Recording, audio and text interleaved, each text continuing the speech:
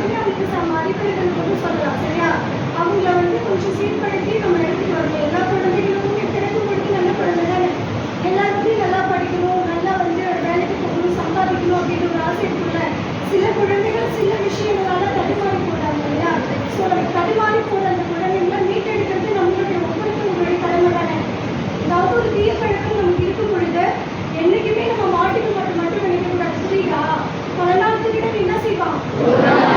கண்டிப்பா மாட்டுவான். எப்படி மாட்டுவான் தெரியுமா? அதாவது நம்ம தப்பு செய்யறோம்னா வந்து நம்ம வந்து போட்டு கொடுக்கறதால நிறைய காலண்டர் தெரியுமா? நம்ம வீட்டில் காலண்டர் தெரியுமா? இந்த காலண்டர்ல தேதிகள் தெரியுமா? அது வந்து தினந்தரம் நம்ம பார்த்துக்கிட்டே இருக்குமா? முந்தானேத்தா அப்படின்னு நம்ம பார்த்துக்கிட்டே இருந்திருக்கு. காலம் தன் தேவையில் என்ன நம்ம எழுதிச்சிருக்கு? அது என்ன? அது சொல்லும் ரகசியம் என்ன தெரியுமா?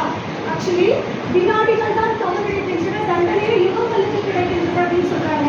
ஆக்சுவலி நீங்க இப்ப செஞ்சிடலாம் தவறு, நம்ம யாருக்குமே தெரியாது நீங்க சொல்லுங்க. ஆனா வந்து வருங்காலத்துல ஃபியூச்சர்ல பின்னாடி காட்டும். இப்ப நீங்க அந்த 14 வயசுலேருந்து 20 வயசுக்குள்ள என்னென்ன செய்வீங்களோ அதுதான் இந்த ஃபியூச்சர்ல வந்து அந்த பலனை தான் நீங்க அடைவீங்க. புரியுதா?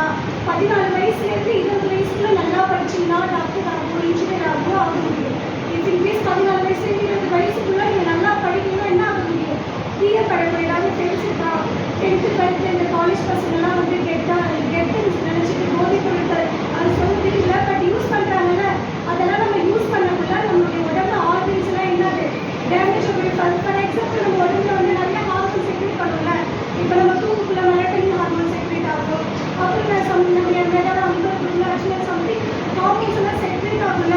இப்போ வந்து சம் கெமிக்கல்ஸ் நம்ம உள்ளாட போகும்போது நம்ம நடக்கிற நம்ம இப்போ தூக்குக்குள்ள இந்த ஹார்மோன்ஸ் தான் இந்த பாய்ச்சி போயிட்டு கரெக்டாக ஒரு போஸ்ட்மேன் எப்படி ஒரு வீட்டில் போயிட்டு தப்பா கொடுக்குறாங்க. நம்ம வந்து நம்ம உடம்புல வந்து நிறைய ஹார்மோன்ஸ் அவங்க வேண்டி கரெக்டாக செஞ்சுட்டு இருக்காங்க. நீங்கள் கெமிக்கல்ஸ் உள்ளாட போகும்போது என்ன ஆகும்? உங்களுடைய பாடி இது ஃபுல்லாக வீணாக போகும் தானே. ஞாபக மறதி வரும், எமோஷனல் டேமேஜ் பிரச்சனை வரும், கல்லீரல் பாதிப்பாகும், ஃபிக்ஸ் வரும், காக்காவலி வரும், இது சம்திங் ப்ராப்ளம் வரும். ஸோ வந்து நம்ம கெமிக்கல்ஸ் இப்போ உங்களுக்கு வந்து இந்த உடம்பு வந்து இந்த வயசு தெரியுமா? ஊறுறப்பாங்க மெதிக்கிற வயசு. இந்த வயசில் நீங்கள் எல்லாமே சூப்பராக இருக்கும். நீங்கள் குடிக்கிறீங்களா அந்த இதெல்லாம் வந்து இந்த வயசில் காட்டாது. புரியுதா? பின்னாடி 22 12 ஆக்சுவலி வந்து 30க்கு மேலே அந்த ஃபுல்லாக காட்டும். நீங்கள் இப்போ பயன்படுத்துகிற இப்போ உங்களுடைய ஜீனை வந்து பாதிப்படைய வைக்கும். 14 சந்ததிக்கு உங்கள் சந்ததிகளுடைய ஜீனை வந்து பாதிப்படைச்சு நரம்பு தளர்ச்சி வந்து ஏற்படும். புரியுதா? ஆக்சுவலி நீங்கள் இப்போ பண்ணுற தப்பு பின்னாடி உங்கள் குழந்தைகளையும் பாதிக்கும்.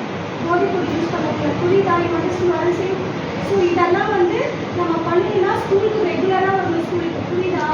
ஸ்கூலுக்கு ரெகுலராக வந்தாலே இதெல்லாம் வந்து நம்ம அவாய்ட் பண்ண முடியும். ஓகே, எதெல்லாம் பண்ணணும்னு தெரிஞ்சிச்சா, எதெல்லாம் பண்ணக்கூடாதுன்னு தெரிஞ்சிச்சா, எதெல்லாம் பண்ணணும்னு சொன்னால் இப்போ வந்து நீங்கள் 14 வயசு இருக்குது அப்படின்னா உங்களுக்கு 14 வயசு இருக்கும் பொழுது 14 15 வயசுக்குரிய ஃப்ரெண்ட்ஸ் சர்க்கிளில் தான் நீங்கள் பேசணும். நீங்கள் 18 19 வயசுக்குள்ள அவங்களுடைய பேட் ஹாபிட்ஸ் உங்களுக்கு வரதுக்குரிய வாய்ப்பு இருக்குல்ல.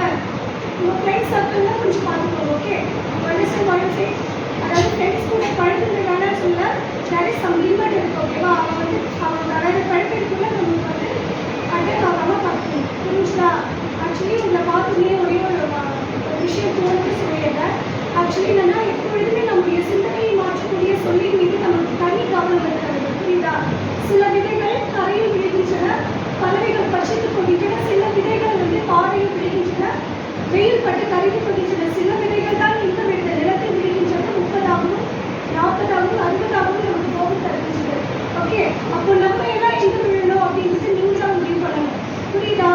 எந்த ட்ரக்ஸ்லையும் நல்லா சொல்லுவீங்களா, பட் உங்களுடைய ஃபியூச்சருக்கு இப்போ நீங்கள் எந்த தப்பு செஞ்சாலும் 14 வயசுலேருந்து லாஸ்ட்டாக சொல்கிறேன், 14லேருந்து 20 வயசுக்குள்ளே நீங்கள் என்னென்ன செய்யணும் அதுக்குரிய தண்டனைலாம் நெக்ஸ்ட்டு வர வருஷங்களில் நீங்கள் அனுபவிப்பீங்க. ஸோ இப்போ இந்த வயசை கரெக்டாக பயன்படுத்துனீங்கன்னா இந்த வயசில் வந்து ஹார்மோன்ஸ்லாம் ஒரு மறக்காக இருக்கும், வேறு மாதிரி சிந்தனைகள் இருக்கும். பட் ஆனால் நம்ம கொஞ்சம் அதெல்லாம் இருக்க தான் செய்யும். அப்படி இருந்தால் தான் நம்ம கரெக்டாக இருக்கணும் அர்த்தம்.